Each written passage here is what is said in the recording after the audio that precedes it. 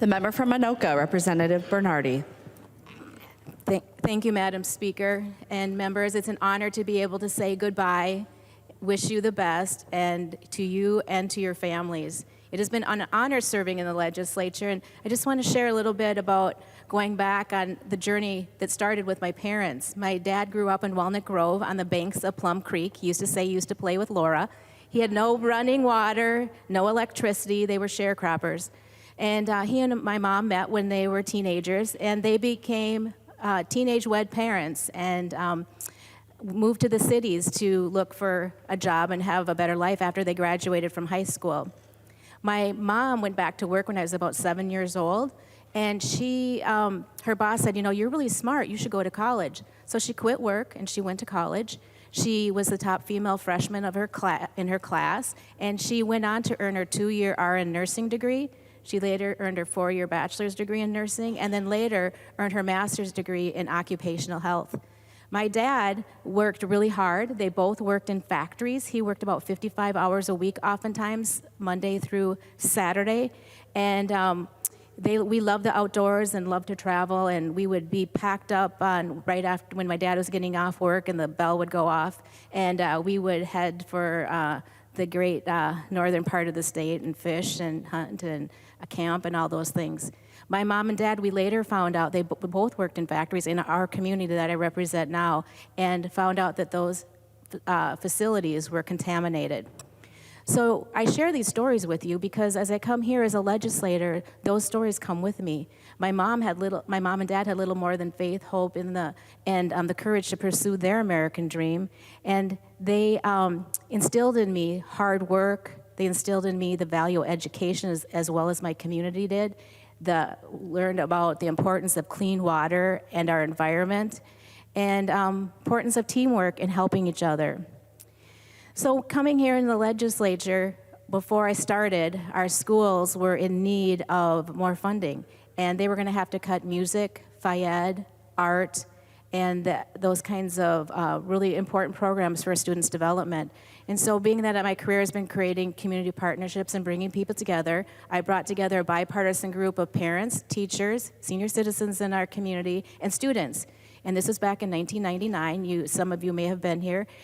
We fought for and we won needed funding down here at the legislature. It was a group I started called Save Our Schools.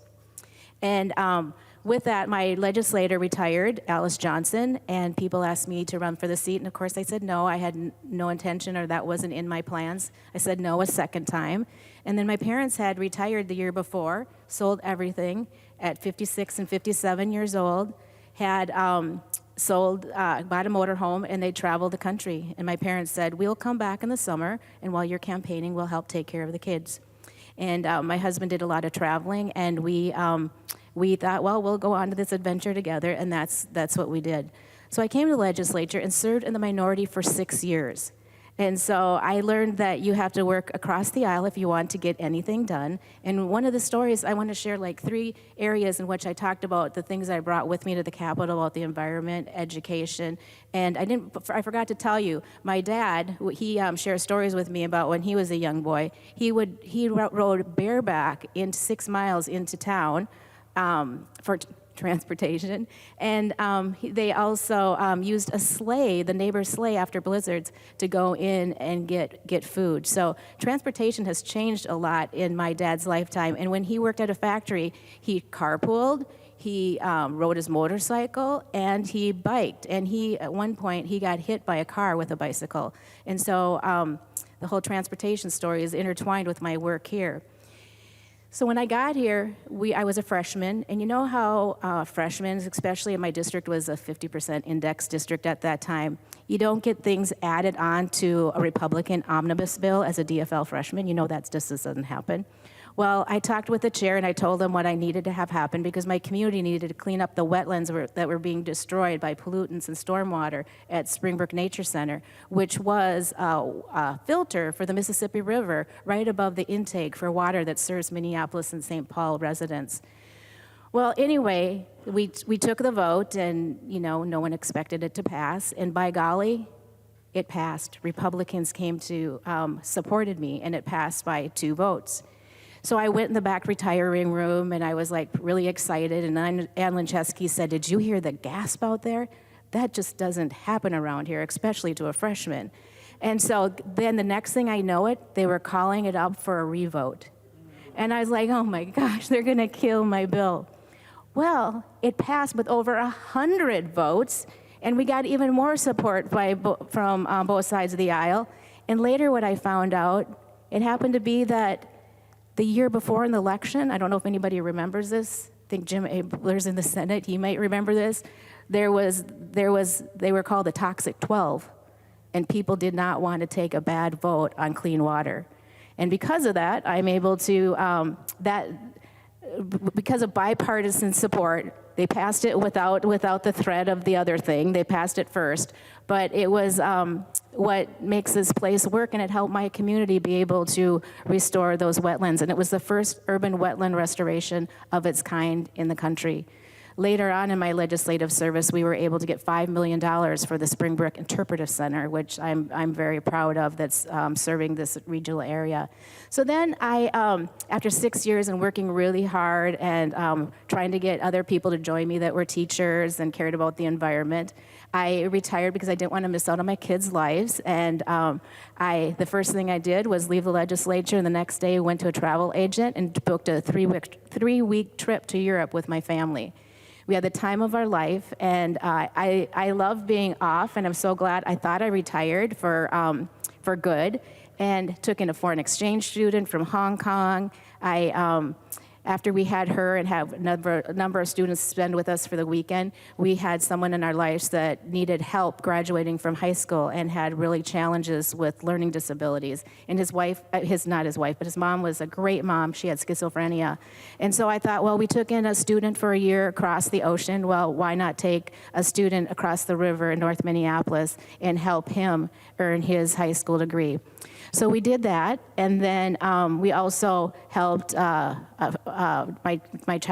children's friend, who was a first-generation Liberian, learn about colleges, and I got him involved in learning about the university and Macalester College. And my family, we didn't go to private colleges, but I used the knowledge I had and the people that I knew to help connect him with those resources, and worked with the school, got him to do his FAFSA, all those things, and he ended up getting a full ride scholarship to Macalester.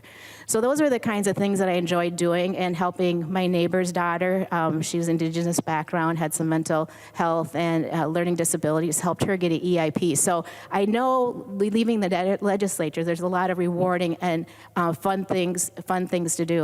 And during that time, I was able to work for Ramsey County, and I was able to get a lot of training on structural racism, and I learned a lot. And when I came back to the legislature in 2012, after redistricting happened, my district was comprised of 3 other people's districts, and I was able to come back. Unfortunately, this time redistricting made my district 3 different districts, and it went the other way. So we must be kind of an epicenter, or I don't know what you would call it, but an area in which comes and goes in different ways and during redistricting. So I came back, and I was able to work on equity issues, environmental justice issues, and civil rights issues, especially as it relates to transportation. And I worked bipartisanly across the aisle on asset management. Representative Petersburg has been a big supporter of that work, performance measures, getting the public involved and hearing their voices, so that we just don't put concrete and make people go faster through people's communities, being able to hear people's voices.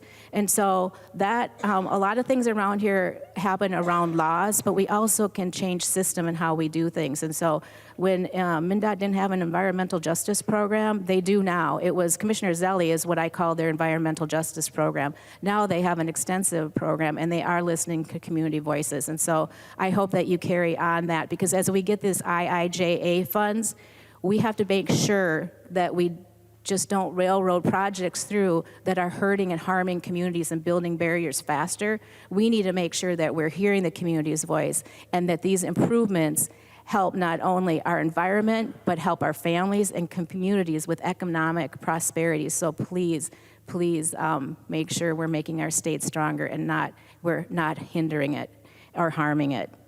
And then it was been the greatest honor of my life, Madam Chair, to serve as the higher education chair in the Minnesota House. You heard about my roots. My mom getting her education really changed the trajectory of our family. I didn't tell you that my mom and dad retired when they were 56 and 57 years old. And when they traveled the country for 14 years, they never stayed anywhere more than 2 to 14 days, except one time they stayed somewhere for a month. And I'm so very, very proud of them. And I'm so happy to be able to bring the voices to the table and expand the power for higher education, listening to students' voices, listening to faculty and staff, and listening to people of color and indigenous people, and finding out what their needs are. And that whole mental health area that we really try to focus on, and creating access and affordability and wrapping around services. We have a new, well, hopefully we get past the bill that's been passed by the House and waiting for it by the Senate, that we have a new parent initiative to help our students get through inclusive, help me represent, inclusive higher ed bill to help make sure that 5,000 students across this state have access to higher education and are able to earn their credentials. There's so much that we can do and bipartisanly, and I have been an honor to work with the chairs and be able to get our committee bills done on time and before special sessions, and most recently working with Senator David Tomassoni, who I have such great respect for. And if you went to his party, who could possibly fill a room with more Democrats and Republicans at the very same time? And it's been an honor to serve with him.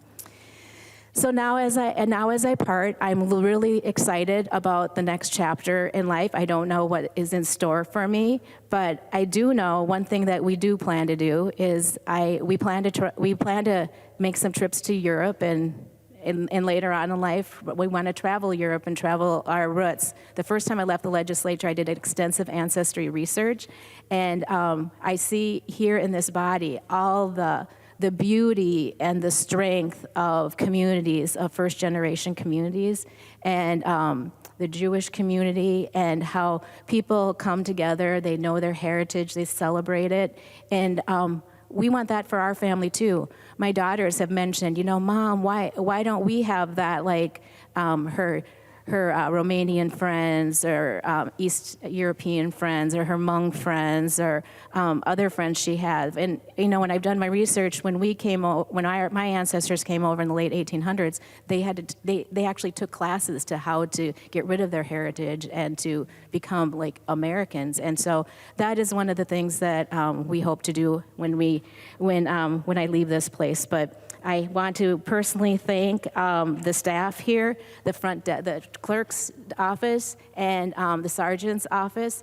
You guys are amazing, and I just wish the whole world and country was like you, because you are like, I want to say Switzerland, but I know they're not totally neutral right now.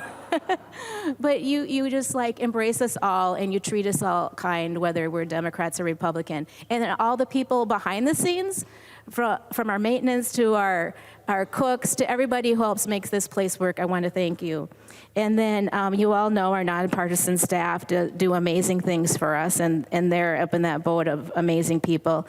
And then I want to thank our leadership in the House, the members, and my team of people that have supported me as staff, and that's Sean, Gina, Bennett, Sam, Kevin, Addie, Eric, and Lindsay. These are amazing people, and they sacrifice so much for us to make us do the best we possibly can.